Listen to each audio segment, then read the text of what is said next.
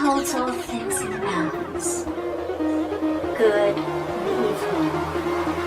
Without him, destruction and chaos would prevail.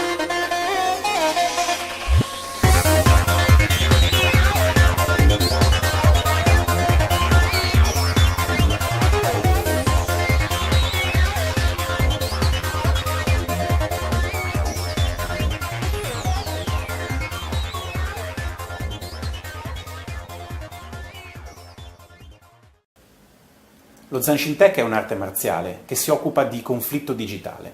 L'aggressione digitale può essere suddivisa in singole tecniche, così come accade per l'aggressione fisica. Certo, non abbiamo i pugni, i calci, le prese al polso, ma abbiamo tecniche specifiche che compongono qualunque tipo di aggressione digitale. Attraverso lo studio di queste tecniche e lo studio di controtecniche adeguate, possiamo insegnare ad adulti e ragazzi a prevenire e a interrompere un'aggressione digitale.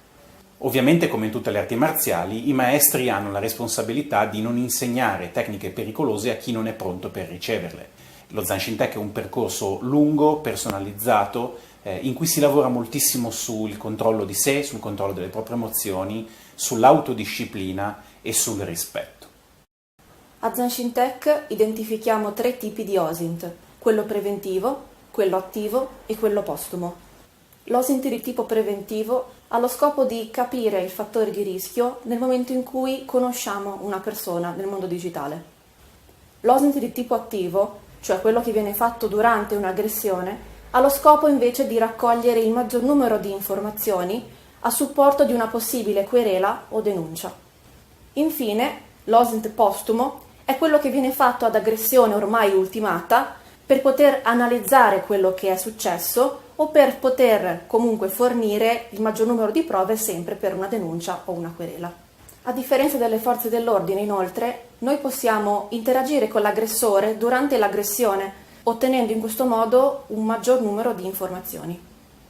Durante l'OSINT preventivo, ma anche durante l'OSINT attivo, durante un'aggressione, gli allievi si esercitano a fare una sorta di mini profiling del loro aggressore, utilizzando delle entities specifiche che abbiamo creato e che rappresentano tratti della psicologia della persona che stiamo analizzando.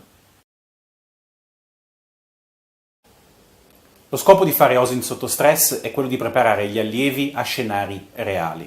In quel caso lo stress proverà dal bersaglio dell'aggressione, che si sarà rivolto a noi e probabilmente avrà bisogno di essere tranquillizzato, sarà in ansia, sarà fortemente spaventato e quindi la persona che riceverà la richiesta di aiuto dovrà occuparsi in parte di gestire l'ansia e la paura del bersaglio e in parte di fare indagini online.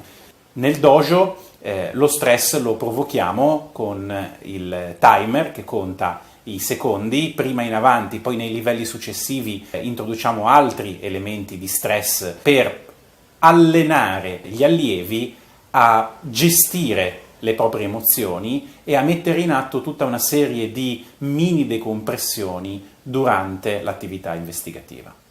La persona che riceverà la richiesta di aiuto sarà colei o colui che coordinerà le indagini. Questa persona, oltre al compito di coordinare i suoi compagni, avrà anche la responsabilità di assegnare i vari ruoli durante la ricerca.